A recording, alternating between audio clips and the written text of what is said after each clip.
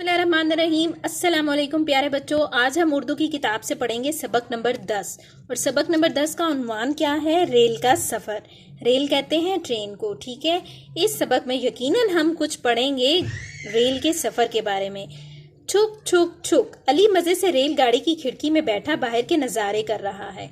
अब कोई मंजर इसमें उन्होंने बताया है कि अली जोन सा है, ये आवाज़ है ट्रेन की, छुक छुक छुक, ठीक है। और वह नज़ारे कर रहा है, मतलब कि बाहर के मंजर जो है वो देख रहा है। अली बेटा उठ जाओ, सुबह हो गई है, रेल का वक्त हो गया है। ऐसा ना हो रेल हमें छोड़कर चली जाए, अम्मी ने अली को उठाते हुए कहा। अली जल्दी से बिस्तर से उठता है और अम्मी से कहता है, अम्मी मैं तो ख्वाब में भी रेल में सफ़र कर रहा था। अम्मी हंसते हुए बोली, अरे भाई अभी तो हम पहले रेलवे स्टेशन जाएंगे, वहां से रेल में सवार होकर लाहौर में नानी जान के घर जाएंगे। अब पहली लाइन में उन्होंने जो बताया था वो तो अली का ख्वाब था और वो रेल में सफ़र करने का ख्वाब देख रहा था, ठीक है। लेकिन उसकी अम्मी ने बताया कि अभी तो हमने रेलवे स्टेशन जाना है और फिर हम जाएंगे लाहौर। और लाहौर किसके घर जा रहे हैं? नानी के घर। अली, अम्मी ये रेलवे स्टेशन क्या होता है? अम्मी, बेटा जिस तरह बस का अड्डा होता है जहां से बस मिलती है, हवाई अड्डा होता है जहां से हवाई जहाज में सवार होते हैं, इसी तरह रेलवे स्टेशन होते हैं जहां से सफर करने के लिए हम रेलगाड़ी में सवार होते हैं।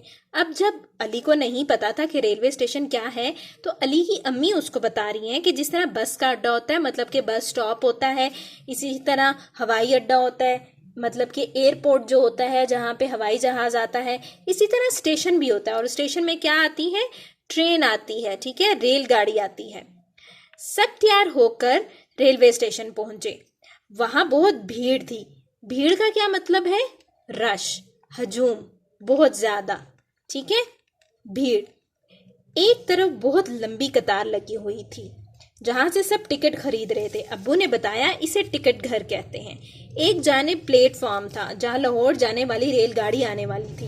प्लेटफॉर्म का मतलब मैंने आपको नासिर इन ट्रबल में बताया था, ठीक है। प्लेटफॉर्म इंग्लिश में बोलते हैं और उर्दू में कहते हैं प्लेटफॉर्म, जहां पर मुसाफिर इंतजार करते हैं ट्रेन का। कुछ लोग लाल रंग की वर्दी पहने सर पर बहुत सारा सामान उठाए इधर उधर आ जा रहे थे। अली ने पूछा, अब्बू ये कौन लोग हैं? अब्बू ने बताया, ये कुल्ली हैं जो लोगों का सामान रेलगाड़ी में पहुंचाते और उतारते हैं। कुल्ली किसको कहते हैं? स्टेशन पे वर्दी कहते हैं कि यूनिफॉर्म को, मतलब कि मखसूस लिबास, मखसूस काम करने वालों को, खास डिपार्टमेंट के जो काम करने वाले लोग होते हैं उन्हें जो खास मखसूस कपड़े पहनाए जाते हैं उसको कहते हैं वर्दी, इंग्लिश में कहते हैं यूनिफॉर्म। तो उसके अब्बू ने बताया है कि ये जो लाल रंग की वर्दी पहने हुए जो कुल्ली हैं, ये क्या काम करते हैं? ये लोगों का, जो मुसाफिर होते हैं उनका सामान उठाने रखने में उनकी मदद करते हैं, ठीक है। इतने में शू शू शू की तेज आवाज आई और रेलगाड़ी आती हुई नजर आई, जो प्लेटफॉर्म पर आकर रुक गई। अब्बू ने बताया, रेलगाड़ी में सबसे आगे जो डब्बा होता है वो इंजन होता है और इसके पीछे रेलगाड़ी के डब्बे होते हैं जिसमें हम सफर करते हैं, ठीक है। अब उसके शू शू जो है वो ट्रेन की आवाज़ है, ठीक है। अब वो उसमें बता रहे हैं कि जो ट्रेन है वो आ गई है, ठीक है, प्लेटफॉर्म पर आ गई है। और फिर उसके अब्बू ने बताया है कि इंजन वो होता है जो ट्रेन में सबसे आगे होता है, ठीक है। यहाँ पे नीचे पिक्चर में ये वाला जो फर्स्ट नंबर पे है ये इंजन है और इंजन के जरिए ही ट्रेन चलती है, ठीक है। चाहे वो गाड़ी हो, कार हो, एरोप्लेन हो, इंजन में से ही पावर आती है, वही कंट्रोल करता है। तो पीछे सारी पे ट्रेन चलती है, ये गाड़ी चलती है, या हवाई जहाज चलता है, ठीक है। अब हम सफ़ा नंबर 28 से सफ़ा नंबर 29 पे आ जाते हैं और सफ़ा नंबर 29 पे हम पढ़ाई करते हैं। सब मुसाफिर रेलगाड़ी में सवार हो गए। अली खिड़की की तरफ वाली सीट पर बैठ गया ताकि बाहर की तमाम चीजें देख सके। फिर रेलगाड़ी ने सीटी बजाई और चलना शुरू हो गई। अली बहुत खुश था क्योंकि ये ख्वाब नहीं था बल्कि वो सचमुच रेलगाड़ी का सफर कर रहा था। इतने में मूंगफली वाले, बिस्किट टॉफी वाले और चाय वाले आ गए। और अब्बू, अब यहाँ पे एक मिस्टेक है, ठीक है। अब्बू ने, ये आप खुद से लिख लें, अब्बू ने बहुत सारे बिस्किट और मूंगफलियां खरीदी। अली को बहुत मजा आ रहा था। खिड़की से बाहर की सब चीजें इसको अपने साथ भागती हुई महसूस हो रही थी। थोड़ी देर बाद रेल ने फिर सीटी बजाई। अली ने पूछा, अबू लाहौर आ गया? अब्बू ने हंसते हुए कहा, नहीं बेटा, इतनी जल्दी लाहौर कहाँ से आएगा, अभी तो हैदराबाद आया है। ये सिंध का दूसरा बड़ा शहर है, यहाँ हम रुक कर खाना खाएंगे। अब अली को क्योंकि लाहौर पहुंचने का इंतजार होता है, तो वो पहली दफा में जब ट्रेन रुकती है तो उसको लगता है कि शायद लाहौर आ गया, लेकिन उसके अब्बू उसको बताते हैं कि अभी तो हमने यहाँ पे खाना खाना है।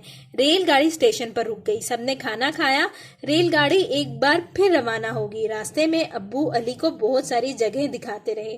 खेत और बागात भी नजर आए जिनमें किसान काम कर रहे थे। रेल और भी बहुत सारे स्टेशनों पर रुकी। नवाबशाह, खैरपुर, बहावलपुर, मुल्तान। अली देखते देखते सो गया। सुबह जब अंडे गरम, चाय गरम की आवाजें आई तो अली की आंख खुली। अम्मी ने कहा, अली मुंह हाथ धोकर नाश्ता कर लो, लाहौर आने वाला है। सब ने नाश्ता किया। इतने में लाहौर स्टेशन आ गया। रेल ने सीटी बजाई और रुक गई। अली को खिड़की से नाना और मामू के चेहरे नजर आए। अली ने इनको आवाज दी और हाथ हिलाया और वो लोग जल्दी से इनके पास आ गए। नाना ने पूछा, अली को रेल का सफर कैसा लगा? अली ने उछल कर कहा, उछल कर मतलब कि एक बहुत ज्यादा एक्साइटमेंट में, जोश में वो उछल के छलांग लगा के कहता है, थोड़ी सी छलांग लगा के कहता है, नाना जान, हमें रेलगाड़ी में बहुत मजा आया, हमने रास्ते में बहुत सारे शहर भी देखे। नाना जान ने कहा, अली बेटा, बाकी बातें घर पहुंचकर करेंगे। और सब गाड़ी में सवार होकर घर की जानिब चल दिए। ठीक है, अब यहाँ पे उसने ये भी बताया कि उसे ट्रेन के सफर करने का बहुत मजा आ रहा था और वहां पे कभी कोई मूंगफली बेचने वाला आ रहा था, कभी बिस्किट बेचने वाला आ रहा था। और फिर वो जब पहले ही ट्रेन रुकी तो उसको लगा कि लाहौर आ गया, जबकि उसके अब्बू ने उसको बताया कि ये हैदराबाद सिंध का दूसरा बड़ा शहर है। आपने पता करना है कि सिंध का सबसे बड़ा शहर कौन सा, किसी को पता है? ठीक है, आपने सर्च करना है। और उसने क्या फिर उसके बाद उसने दूसरे शहर भी देखे, नवाबशाह, खैरपुर, बहावलपुर और मुल्तान। क्योंकि जो ट्रेन होती है वो जो शहर आते जाते हैं रास्ते में, वो वहां के रेलवे स्टेशन पे रुकती है। ठीक है, और फिर वो ये देखते देखते ही सो गया था। फिर अगले दिन जब सुबह कुछ लोगों की आवाज आई जो कि अंडे बेचने वाले और चाय बेचने वाले थे, उनकी आवाज से वो उठा और फिर उसने नाश्ता किया। और उसके बाद वो लोग लाहौर पहुंचे और लाहौर में उसके नाना और उसके मामू उसको लेने आए हुए थे। ठीक है, और फिर उसने नाना को फौरन से बताया कि हमें तो बहुत मजा आया। और फिर नाना ने कहा, हम घर चल के बाकी सारी बातें करेंगे। यहाँ पे कुछ नए अल्फाज हैं, मुश्किल अल्फाज हैं, इनके मायने जानने की कोशिश करते हैं। नज़ारे का मतलब है मंजर। जैसे कि अगर आप गाड़ी में कहीं जा रहे हैं तो आपको बाहर जो कुछ भी नजर आ रहा है, कोई बिल्डिंग है या आप रोड पे जा रहे हैं, ट्रीज नजर आ रही हैं, कार्स नजर आ रही हैं, जो कुछ भी नजर आ रहा है उसको मंजर मतलब कि नजारा कहते हैं। ठीक है, और नजारा की जमा है नजारे। ठीक है, भीड़ कहते हैं हजूम को, रश को, जहाँ पे बहुत ज्यादा तादाद में लोग हों या कोई भी चीज बहुत ज्यादा तादाद में हो, रश हो, उसको कहते हैं भीड़। जैसे कि बाजार में बहुत ज्यादा भीड़ होती है। ठीक है, कितार का मतलब है लाइन। ठीक है, टिकट घर, वो जगह जहां से टिकट मिलता है। जानिब का मतलब है तरफ, जैसे कि दाएं तरफ, बाएं तरफ, इस तरफ।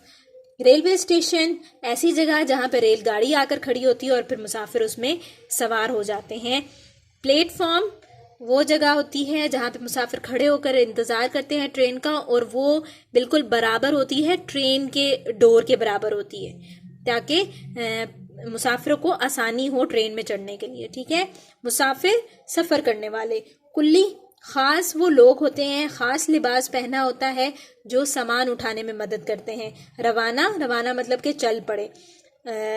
वर्दी, यूनिफॉर्म, मखसूस लिबास। और इंजन आप सबको पता है कि इंजन किस लिए होता है, चाहे वो किसी का भी इंजन हो, गाड़ी का या हवाई जहाज का, वो मदद करता है चलाने में, वही पावर देता है। ठीक है, और मुझे उम्मीद है कि अब आपको ये सारे मुश्किल अल्फाज के मायने भी समझ आ गए होंगे, पढ़ाई भी आपने अच्छे से सुन ली होगी। अब आपने इसकी बार बार अच्छे से पढ़ाई करनी है और इस वीडियो को बार बार देखना है ताकि आपको अच्छी तरह से अल्फाज पढ़ने आ जाए।